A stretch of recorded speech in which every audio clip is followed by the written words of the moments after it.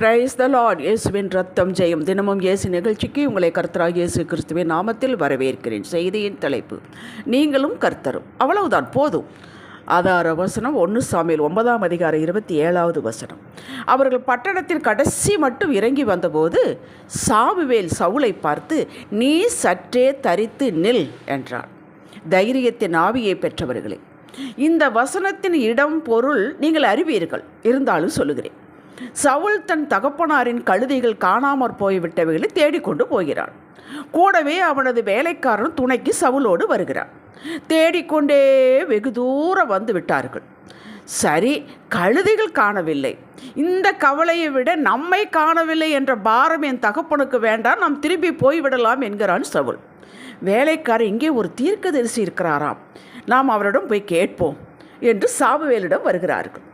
இவர்கள் வருவதற்கு ஒரு நாள் முன்பே கர்த்தர் சாமுவேலிடம், நாளை இந்நேரம் பென்யமீன் நாட்டானாகிய ஒரு மனுஷனை உன்னிடத்தில் அனுப்புவேன், அவனை என் ஜனமாகிய இஸ்ரவேலின் மேல் அதிபதியாக அபிஷேகம் பண்ண கடவாய் என்றார். இஸ்ரவேலுக்கு முதல் ராஜா வந்தான் சவுல். சாமுவேல் சவுலை கண்டபோது கர்த்தர் அவனிடத்தில், இதோ நான் உனக்கு சொல்லி இந்த மனுஷன் வந்தான் என்றார். இவன் என் ஜனத்தை ஆளுவான் என்றார். சவுலை பார்த்ததும் சாமுவேல் அழைத்து கொண்டு போய் பலிபீடத்தின் மேடையில் அமர வைத்து போஜனம் கொடுக்கிறார். பின் சாமுவேல் அவனிடம், 3 நாளைக்கு முன்னே காணாமற் போன கழுதையை பற்றி உனக்கு கவலை வேண்டாம், அவைகள் அகப்பட்டு விட்டது. இதுவும் அல்லாமல் சகல இஸ்ரவேலின் அபேட்சியும் உன்னையும் வீட்டாரையும் நாடுகிறது என்று சூட்சமாக பேசினார். மறுநாள் காலையில் சவுல் புறப்பட ஆயத்தமான போது சாமுவேல் சவுலை பார்த்து, வேலைக்காரனை நமக்கு முன்னே நடந்து போகச் சொல் என்றான். அப்படியே அவன் நடந்து போய்விட்டான். இப்பொழுது நான் தேவனுடைய வார்த்தை உனக்கு தெரிவிக்கும்படிக்கு நீ சற்றே தரித்து நில் என்றான். அப்பொழுது சாமுவேல் தரித்து நின்ற சவுலின் தலையின் மேல் தைலக்குப்பையை எடுத்து வார்த்து அபிஷேகித்து, கர்த்தர் உன்னை தம்முடைய சுதந்திரத்தின் மேல் இஸ்ரவேல் மக்களின் மேல் தலைவனாக அபிஷேகம் பண்ணினார், தேவ திட்டம் உனக்கு வெளிப்பட்டது என்றும் நீ போகும் வழி என்னென்ன காரியங்கள் எதிர்ப்படும் என்பவைகளை தீர்க்க தரிசனமாக சொன்னார். சாமுவேல் சொன்ன பிரகாரமாகவே அத்தனையும் நடந்தன. கழுதைகளும் அகப்பட்டன. மேற்கண்ட சரித்திர நிகழ்வு மூலம் கர்த்தர் நம்மோடு இடைபடுவது, நீ சற்றே தரித்து நில், நான் உன்னோடு பேச விரும்புகிறேன், எதிர்கால திட்டத்தை தருகிறேன், என்னவாக உன்னை மாற்றப் போகிறேன், ஆக்கப் போகிறேனோ அதை நான் காண்பிப்பேன் என்கிறார். ஒவ்வொருவரிடம் இந்த செய்தியை கேட்ப எல்லாரிடம் நாமோ இப்பவே சொல்லும், அடியேன் கேட்கிறேன் என்கிறோம். நல்லதுதான். ஆனால் நானும் நீங்களும் தரித்து நிற்க வேண்டும். இந்த தரித்தல் நிற்றல் என்பது எழுந்து நிற்பது அல்ல, கொஞ்ச நேரம் அப்படியே நின்று கொண்டு இருப்பதும் அல்ல. நம்மில் 1000 யோசனைகள் குவிந்து கிடக்கின்றன. இதை செய்யலாமா, அதை செய்யலாமா, எப்படி செய்யலாம் என்று புது புது சிந்தனைகள் முட்டி மோதி கொண்டிருக்கின்றன.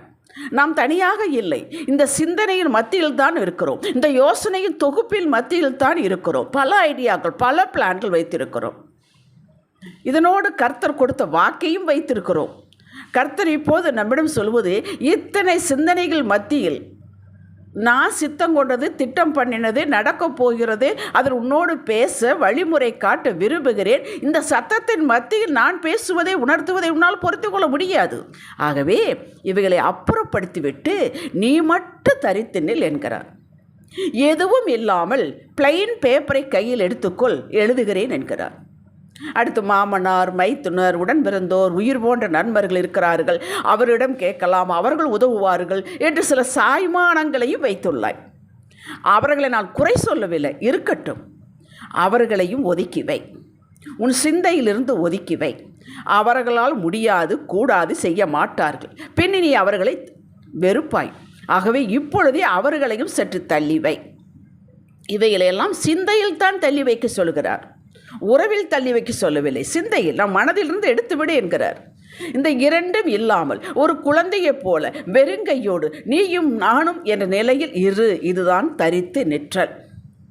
நீங்களும் கர்த்தரும் உங்கள் மனம் சொல்ல வேண்டும், நானும் கர்த்தரும், நானும் கர்த்தரும். இதில் எந்த உணர்வோ நிகழ்வோ உள்ளே நுழைய அனுமதி இல்லை.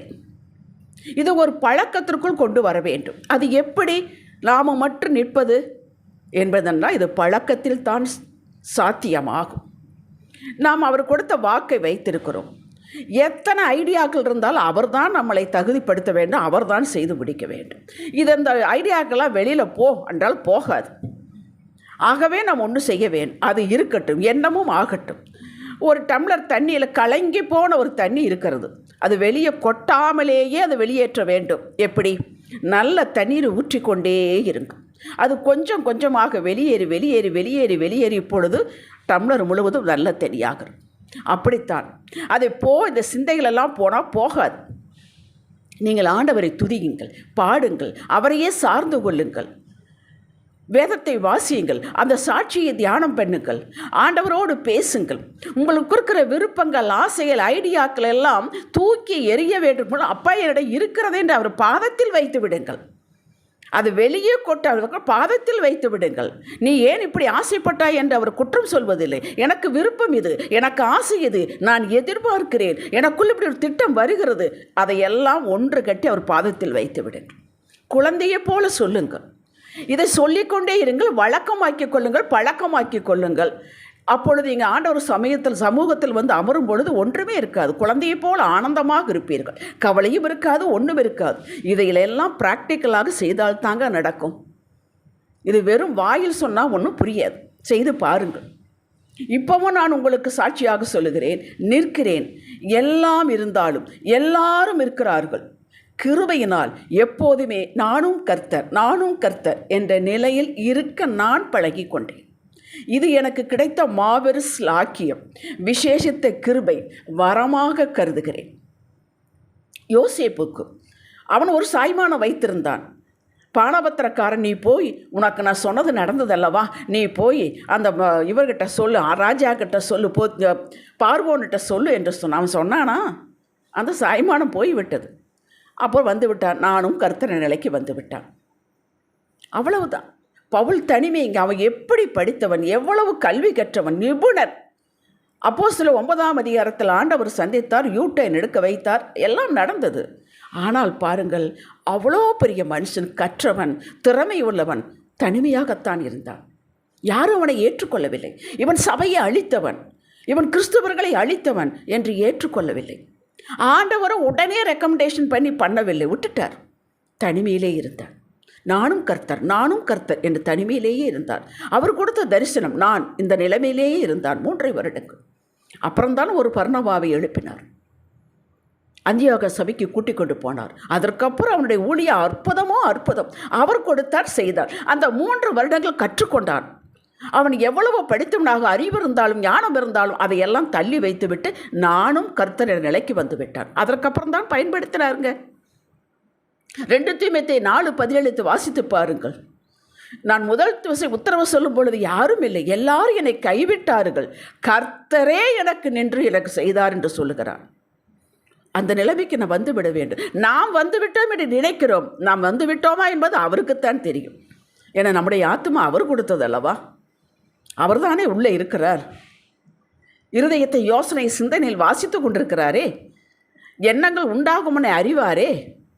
ஆகார் ஆதியாகம் 21 அவன் ஆபிரகாம் அனுப்பிவிட்டான், இஸ்மவேலோடு நீ போ என்று அனுப்பிவிட்டான்.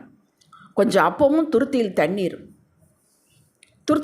இருக்க வரை அவளுக்கு பிரச்சனை இல்லை, அப்பம் இருக்க வரை அவளுக்கு பிரச்சனை இல்லை, எல்லாம் முடிந்தது, ஒன்றும் இல்லை. இனி அடுத்து பிள்ளை செத்து விடுவானோ என்று பயந்து அழுகிறாள். அப்பொழுதுதான் ஆண்டவர் வந்து கேட்கிறார், ஏன் அழுகிறாய் என்று திட்டத்தை சொல்லுகிறார், துறவையை காட்டுகிறார். பிரியமானவர்களே, அவர் எல்லாம் முடிந்து ஜீரோவானாத்தான் பேசுவார்னு அப்படி எடுத்துக்கொள்ளக்கூடாது. நம்முடைய சிந்தை, நம்முடைய மனம் எல்லாம் இருந்தாலும் இடது கையிலும் வலது கையிலும் தள்ளி வைத்துவிட்டு, அப்பா என்னோடு பேசுங்க என்ற அந்த குழந்தையோடு அந்த வருகிற பழக்கத்தை நம்ம வைத்துக்கொள்ள வேண்டும். நீங்கள் உள்ளத்தில் எந்த திட்டமும் வைக்க வேண்டாம், சாய்மான வேண்டாம், எல்லாம் ரத்து செய்து விடுங்கள் என்று சொல்லவில்லை. அவைகள் நமக்கு உதவாது. அப்படியே உதவினாலும் அவர் சொன்னால்தான் அது உதவும். தரித்து நின்று அவரோடு பேசுங்க. நிச்சயமாகவே கர்த்தர் உங்களோடு பேசுவார். அவர் பேசுகிற தெய்வமுங்க. ஆகாரோடு பேசினவர் உங்களோடு பேச மாட்டாரா? யோசித்து பாருங்கள். அவரே நின்று நடத்துவார். ஒன்று பிளானை சொல்லுவார், இல்லாட்டி வழி நடத்துவார். அப்பொழுது நாம் தெரிந்து கொள்ளலாம், நடத்தி முடிப்பார். பின்னும் நீங்களும் நானும் கர்த்தரோடு தரித்து நிற்கும் நிலையிலேயே இந்த வாழ்க்கை பயணத்தை நாம் தொடர வேண்டும். அதுதான், வேறு ஒன்றுமில்லை. தாவீது சொல்வதை பாருங்கள். தாயின் பால் மறந்த குழந்தையைப் போல நான் என் ஆத்துமாவை அடக்கி அமர பண்ணினேன் என்கிறான். சங்கீதம் 131 வாசிச்சு பாருங்க. என் ஆத்துமா பால் மறந்த குழந்தையைப் போல இருக்கிறது என்கிறார். அது என்ன பால் மறந்த குழந்தை? நம்ம ஊரில் பால் மறக்கடிக்கிறார்கள், அதுவல்ல. இந்த குழந்தை பால் குடித்து குடித்து குடித்து 2 வாயில் 2 பக்கம் அது ஒழுகும், அது அப்படி தூங்கிடும். அப்படி ஒரு அழகை பார்த்துருக்கிறீர்களா? அது என்ன நினச்சி கூட தூங்குறது எதுவும் இல்லை, வயிறு நிறைச்சிருச்சு தூங்குது. உடனே அதை பசிச்சாத்தான் எழுந்திருக்கும். அப்படி நம்முடைய ஆத்துமாவை அந்த குழந்தையை போல நம்ம அமர வைக்க வேண்டும். அது பழக்கத்தினால் தான் வரும். அவரை தேட தேட அவர் மேல் நம்பிக்கை வைத்து வைத்து அவரையே சார்ந்து கொள்ள தாங்க வரும். இது ஒரே நாளில் வராது. தாவீது எப்போதுமே தரித்து நிற்கும் நிலையிலேயே இருந்தால் தான் கர்த்தரே இறங்கி சகலத்தை அவனுக்கு செய்தார். என் ஆத்மா உமக்கு நேராக உயர்த்துகிறேன் என்றான். என் கைகள் ஒத்தாசி வரும் பர்வதங்களுக்கு நேராக உயர்த்துகிறேன் என்றான். எந்த திட்டமும் என்னிடம் இல்லை, நான் சாய்ந்து கொள்ள எந்த சாய்மானம் எந்த நபரும் இல்லை, உம்மையே என் கண்கள் நோக்குகிறது என்றான். இதுதாங்க தரித்து நிற்கும் நிலை. இருக்கலாம், எல்லா உறவுகளும் இருக்கட்டும், நல்லது, அவர்கள் மேல் குறையேதும் இல்லை. உங்களுக்கு படிப்பு இருக்குது, தகுதி இருக்கட்டும், அது உதவாது. நம்மை தகுதிப்படுத்துவர் அவர், நம்மை செய்ய வைக்கிறவர். நீங்களும் அவரும் என்று எந்த நிலையிலும் இருங்கள், அவர் உங்களை கைவிடவே மாட்டார். செய்து பாருங்கள். ஜெபிக்கலாம். தகப்பனே, எல்லாவற்றையும் வெறுமையாக்கி என் கண்களும் ஆத்துமாவும் உம்மையே நோக்கி கொண்டிருக்கிறோம். பலப்படுத்தும், வழிகாட்டும், காரியங்களை வாய்க்கு செய்யும். உம்மையே உறுதியாக நான் பற்றி கொண்டவன் அதுவுடைய வாழ்க்கை என்பதை எல்லாரும் அறியட்டும். இந்த உன்னத வாழ்வு, சாட்சியில் வாழ்வு எனக்கு தாருங்கள். அதை உலகத்திற்கு காட்டுங்கள். நீர் அடியானை பூரண சமாதானத்தோடு எல்லா நிலையில் ஆசீர்வதிப்பீர். காத்து வருகிறீர் என்பதை இந்த உலகம் சொல்லட்டும். இயேசுவின் நாமத்தில் பிதாவே, ஆமேன். என் சிந்தனைக்கு என்ன வேலை செய்தாலும் என் செவிகளும் என் ஆத்துமாவும் என் தகப்பனின் சத்தத்திற்கே ஏங்கி நிற்கும். ஆமேன். ஹல்லேலூயா.